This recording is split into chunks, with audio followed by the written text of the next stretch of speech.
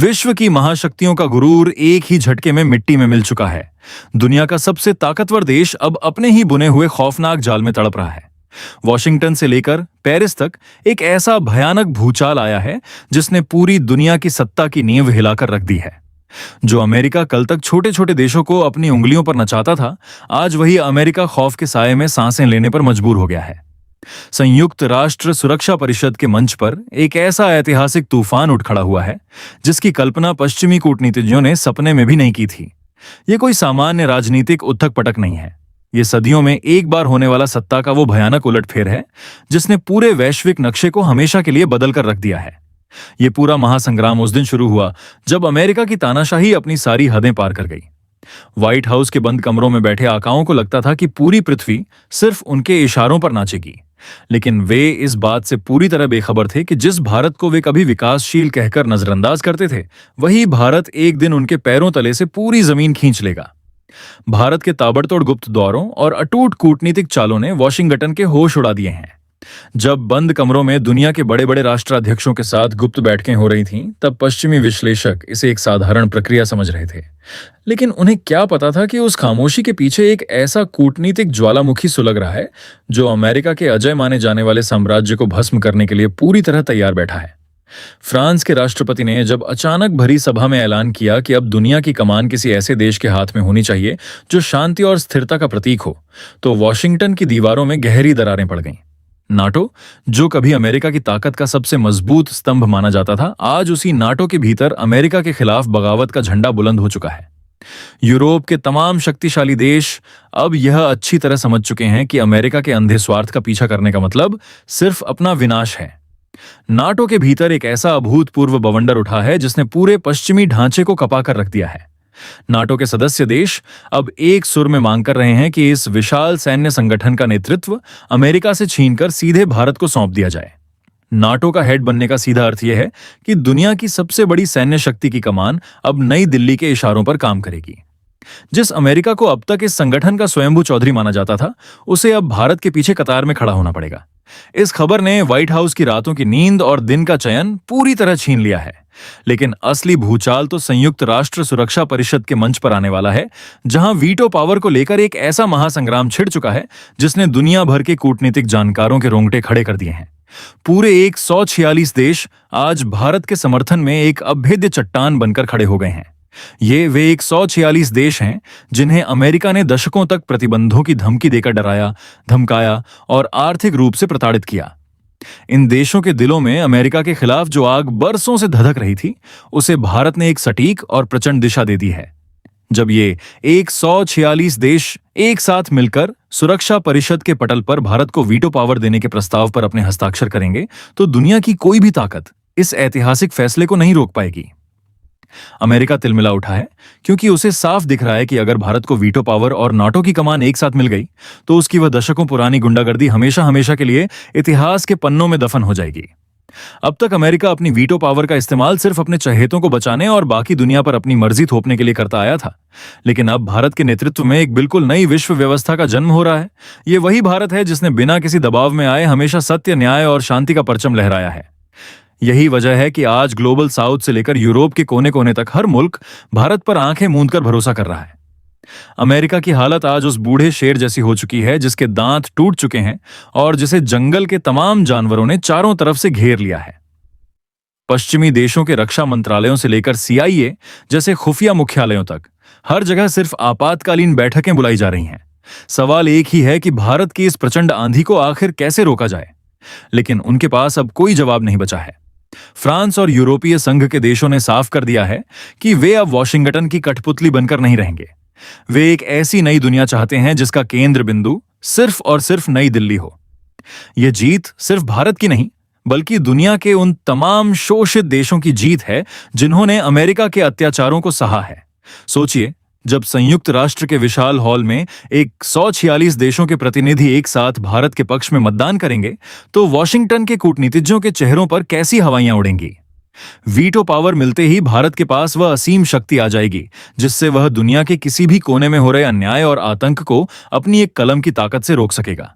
अंतर्राष्ट्रीय बाजार, share market और पूरी वैश्विक अर्थव्यवस्था इस ऐतिहासिक मोड़ का इंतजार कर रही है।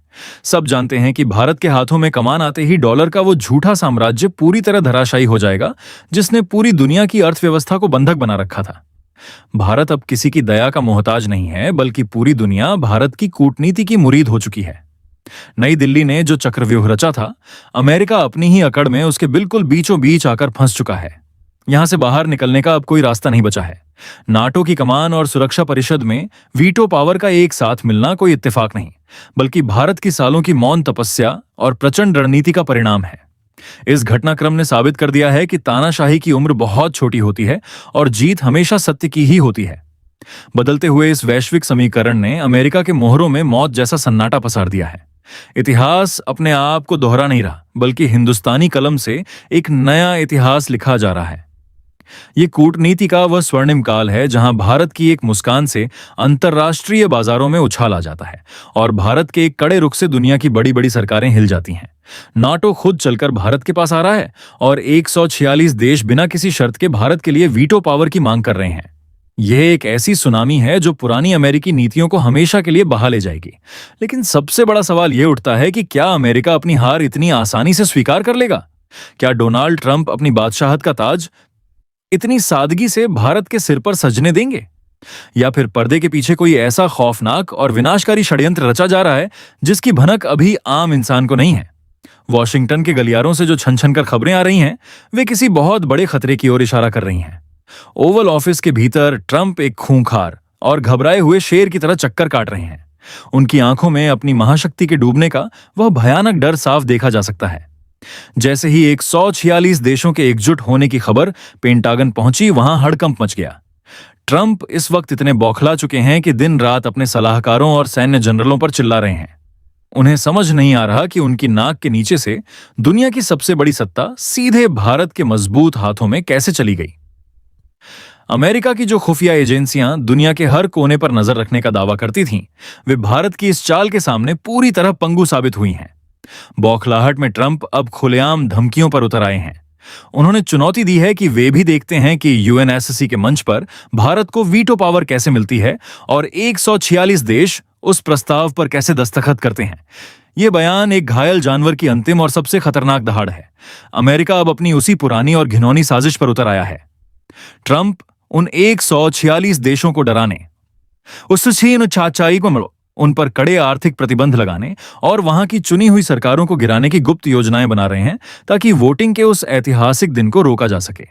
लेकिन ट्रंप की यह खुली धमकी जब 7 समंदर पार नई दिल्ली के साउथ ब्लॉक पहुंची तो वहां किसी के चेहरे पर शिकन तक नहीं आई। प्रधानमंत्री नरेंद्र मोदी को जब ट्रंप के इस घमंडी बयान की जानकारी दी गई तो भारत का रुख और भी ज्यादा आक्रामक और रौद्र हो गया। जो कूटनीति अब तक खामोशी से काम कर रही थी, उसने पलक झपकते ही एक बेखौफ रूप धारण कर लिया। प्रधानमंत्री ने बिना एक पल गंवाए विदेश मंत्रालय और राष्ट्रीय सुरक्षा सलाहकार के साथ एक अति गोपनीय आपातकालीन बैठक बुलाई। उस बंद कमरे में मोदी जी ने स्पष्ट और कड़े शब्दों में संदेश दिया कि अमेरिका कान खोलकर सुन ले, यह नया भारत है। यह वो पुराना भारत नहीं है जिसे धमकियां देकर कोने में डराया जा सके। यह भारत न कभी किसी के सामने झुका है और न कभी झुकेगा। प्रधानमंत्री के इन शब्दों ने पूरी कूटनीतिक टीम में एक नई ऊर्जा भर दी। नई दिल्ली ने साफ कर दिया कि अब छुपकर खेलने का समय खत्म हो चुका है। अब अमेरिका को उसी की भाषा में और उसी के मंच पर करारा जवाब दिया जाएगा। भारत ने ऐलान किया है कि हम सुरक्षा परिषद में सिर्फ वीटो पावर हासिल ही नहीं करेंगे, बल्कि नाटो का हेड बनकर भी दिखाएंगे, ताकि दुनिया को पता चले कि असली बॉस कौन है। भारत ने तुरंत अपनी कूटनीतिक फौज को मैदान में उतार दिया है। उन 146 देशों के साथ हॉटलाइन पर सीधी बातचीत जारी है और उन्हें पूरा भरोसा दिलाया गया है कि अगर अमेरिका उन पर कोई आर्थिक दबाव डालता है तो भारत एक मजबूत ढाल बनकर उनके साथ खड़ा रहेगा। आज स्थिति यह है कि ट्रंप की तमाम धमकियों के बावजूद उन 146 देशों में से एक भी देश पीछे हटने को तैयार नहीं है। वे भारत के पीछे लोहे की दीवार बनकर खड़े हैं। अमेरिका का डर का व्यापार अब पूरी तरह ठप हो चुका है।